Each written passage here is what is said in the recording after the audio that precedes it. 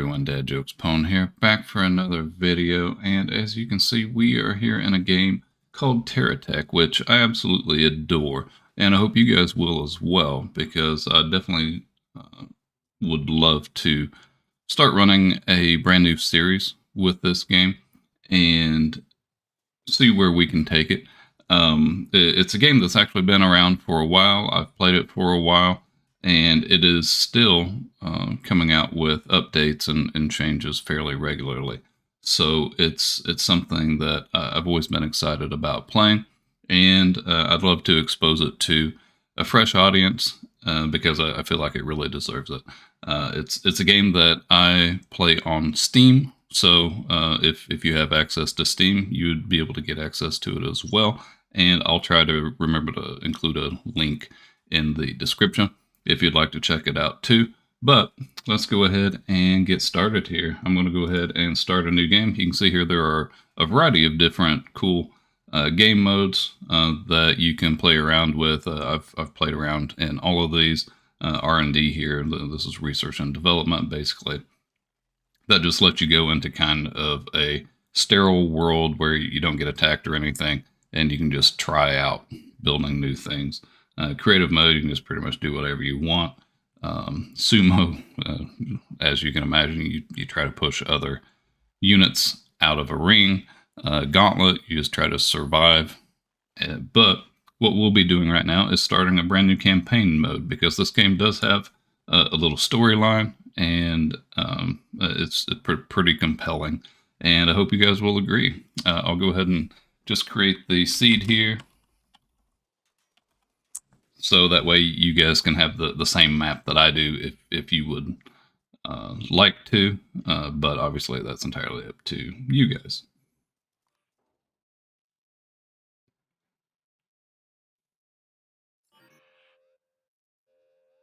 All right. So I did elect to skip the tutorial. If you have never played this game before, I would strongly recommend not doing that. I would definitely play through the tutorial because it's going to be a big help. And I wanted to skip the tutorial because I didn't want to spoil it for you guys, because it's actually pretty cool.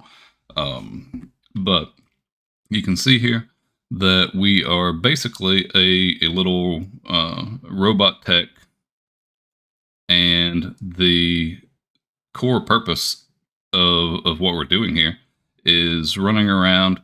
We are fighting other techs that become hostile. We're speaking with certain techs that are friendly and might teach us something.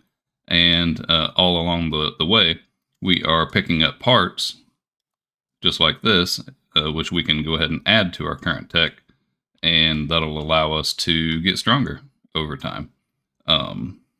So I mean that's really the core of the game, is building a considerably stronger tech, and you can end up with some absolutely ridiculous stuff. Oh, we have a little enemy over here, so let's see if we can go kill him really quickly. You can just middle mouse click to lock on, and then you can fire away. And just like that, we took that guy out. And part of the game is resources, and picking up and exploiting the various types of resources found within the game. So that's another interesting portion of this game, is being able to identify. So this is a certain type of resource, and we just used our little drills to get it out. So this is called a titanite ore, which you can pick up if you have one of these little resource gathering collectors. This yellow thing over here is a different type of resource. This green is a different type of resource, and they can all be used to either sell to make money. You can see our money balance down here, or you can also use resources to create other parts that will end up helping you in your journey. So pretty interesting little game. Right now we are heading over to our first mission, which is to find a trading station, as you can see at the top right. So I will go ahead and cut to when we're there, because it's basically literally just driving across terrain. The controls are W, A, S, and D to turn, go forward, go backward. So pretty intuitive, very easy to use. And then to actually attack, use the space bar. So very easy, very intuitive controls. It gets a little bit more complicated once you start flying. There are a variety of different ways to fly in the game. And you can see right now, this guy is shooting, basically shooting electricity at us in order to help us charge up our little battery we have here. And the reason for that battery is to save power so that we can fire up our little repair bubble here. So that's pretty nice. So once you get here, you have the option of clicking on, right clicking on this little computer. And if you have the appropriate licenses for the different factions in the game, and there are quite a few now, then you can go ahead and purchase those particular parts if you have enough money. So it's, for example, it's always good to have extra batteries. So I'm going to buy one just to demonstrate that. You buy it, shoots it out, and then you can go ahead and collect it to go ahead and use for your bot. So I'm going to go ahead and throw that right there. And now we have additional battery capacity. So that will keep our repair bubble that much stronger, which is pretty sweet. You can see here that we have this little guy. This is simply a little, basically solar collector to create power. And when you have that, you do have the option of directly connecting your batteries to it. And then you can see here that it is charging them up. So the more charged up the more charged up the batteries, the more power you have stored up, obviously. And then therefore the longer your repair bubble is going to last. So if I put the repair bubble on here, you can see it projects this little field around you, and any of your parts which become damaged through battle will actually repair themselves so long as you have power. There's also a shield in the game, which we haven't collected yet, but as soon as we find one, that actually helps block incoming damage, which is pretty sweet. But it also uses up a pretty considerable amount of your power. So that's something to balance out. To show you guys kind of the money-making aspect, you can drive over here to this little portion, and it'll go ahead and sell those resources. You can see it kind of shooting them out of the cannon at the top and giving you a little bit of money. There are actually refineries in the game which allow you to turn these raw resources into refined resources, and that's a certainly much better way to make additional money off of those. Let's see if it'll let us. I don't think it'll let you sell direct parts anymore. Yeah, back in the day, it used to allow you to actually sell parts, but now it wants you to scrap them and turn them into raw resource. I think I just accidentally threw that. Yeah. You can accidentally throw your parts if you're not really careful. But that's just one of the quirks of the game. So let's see if I can do this. Yeah. All right. So the reason why I wanted to disconnect this little block here is because I wanted to put the generator in the middle, and then that way I should be able to go ahead and anchor the tech. So the B button lets it float up in the air so that you can actually work on it, and if you need to be able to see underneath, it'll allow you to go ahead and do that. And then the V button is actually what kicks in anchors. So the reason I rearranged that solar panel was so that I could directly anchor the tech, and that way I didn't actually have to remove the generator and the batteries. Just makes life a little bit easier. So we'll go ahead and take off.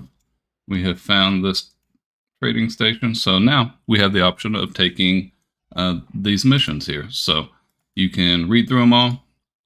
And I know that Crafty Business, Find Crafty Mike, this is one of the numerous missions that actually help you get started in crafting stuff in the game. So we're certainly going to accept that.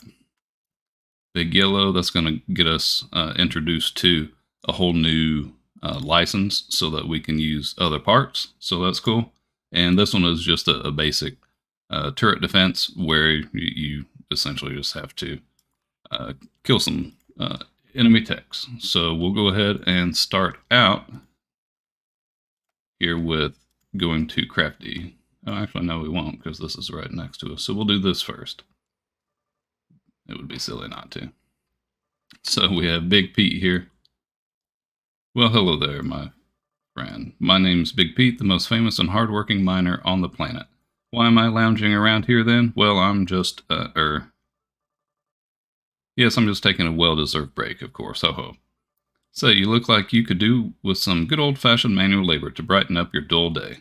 So why not go harvest some resources and bring them back here to me? Any resources will do. There'll be something in it for you too. Ho ho.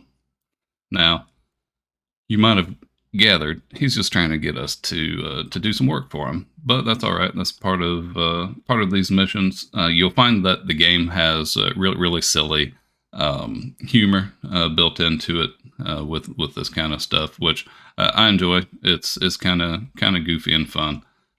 So here we are going to try to round up a little bit of resources, and we'll go ahead and bring this back over to Crafty Mike. Or excuse me, not Crafty Mike, to Big Pete. All right, so you can see he munched those right up. And it doesn't really matter what type of resources you bring to him for this particular quest. So we'll just grab some of the... Okay, so one thing with these smaller wheels is you can certainly get stuck on resources. So you'll have to watch that.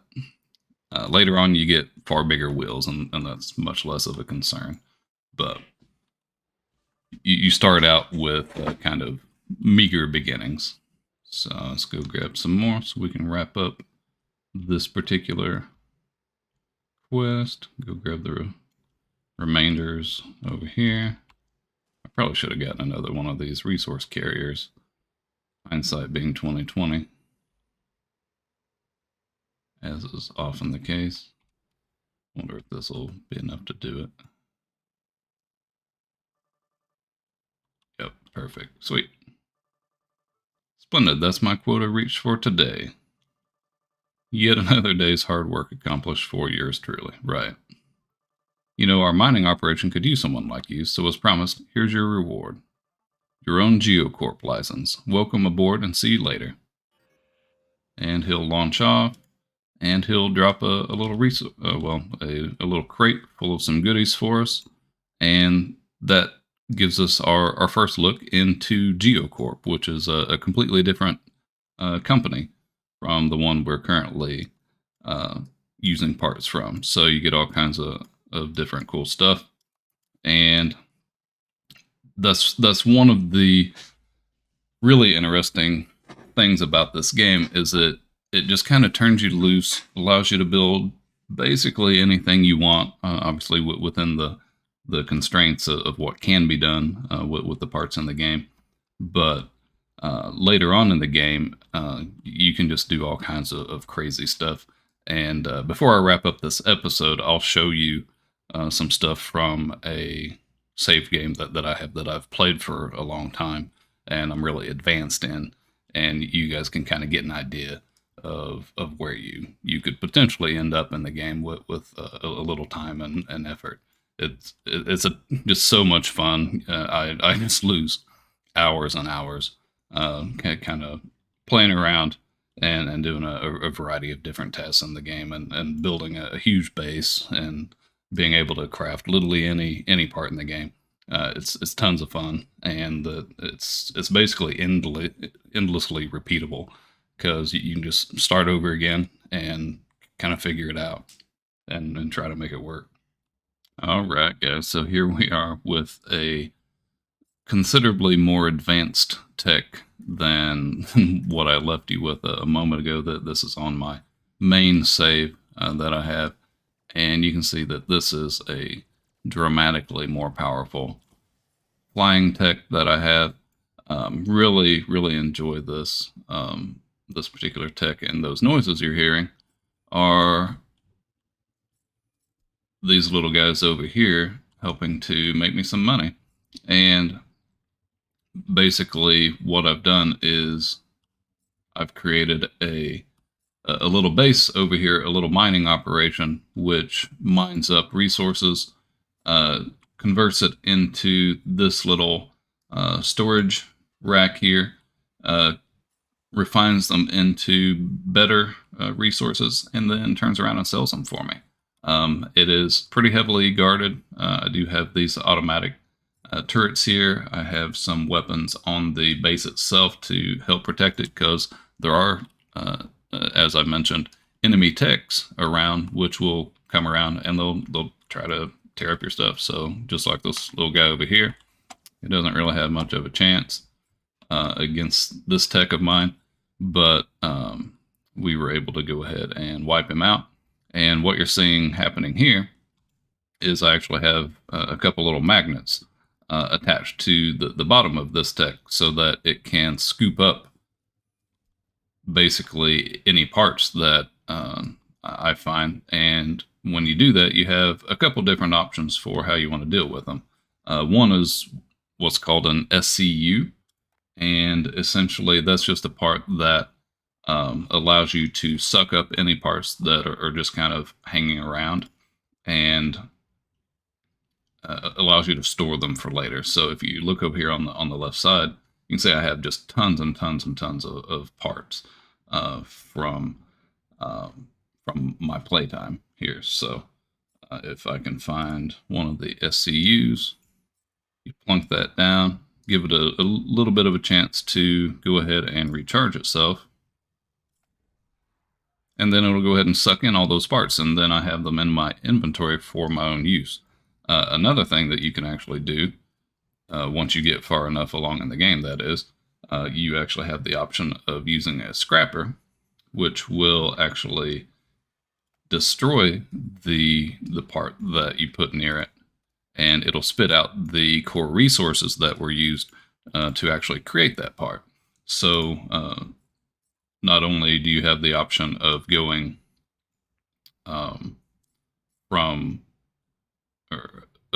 from base resources to creating parts, you can also use the parts and then get back the base resources from it. So just for example, there we go. So you can see that it pulls those onto there and it grinds it up and it turns into those little resources. Now, the problem is it doesn't have anywhere for them to go. So you do have the option of using these little guys to attach, and then it'll go ahead and spit it out and be held onto these little silos. And then what you do from there is, well, basically whatever you want. You can set up all these little guys over here, all of these little conveyor belts to move things along. There are a couple different types of conveyor belts in the game, and they allow you to move resources from one place to another with no problem at all. This is only one of many different techs that I actually have in the game, and oh, we're getting attacked. That's okay. Well, that's just a really bad design if he's falling over on his side there. We'll go ahead and take care of that threat. Well, I guess one could argue it wasn't really much of a threat, couldn't they? But that is all taken care of. And now we can head on back over here. Oops. Maybe don't just plow into everything when you're playing. That might be preferable. But another option that we certainly have here would be to plunk down a different tech just to kind of show you a variety of different options. So I'll go ahead and swap to this guy. Now this guy was one of my favorites. It's really fast it'll move along at a pretty good rate. Um, oh wait, no, this isn't the super fast one, but it is quite powerful. So you can see here.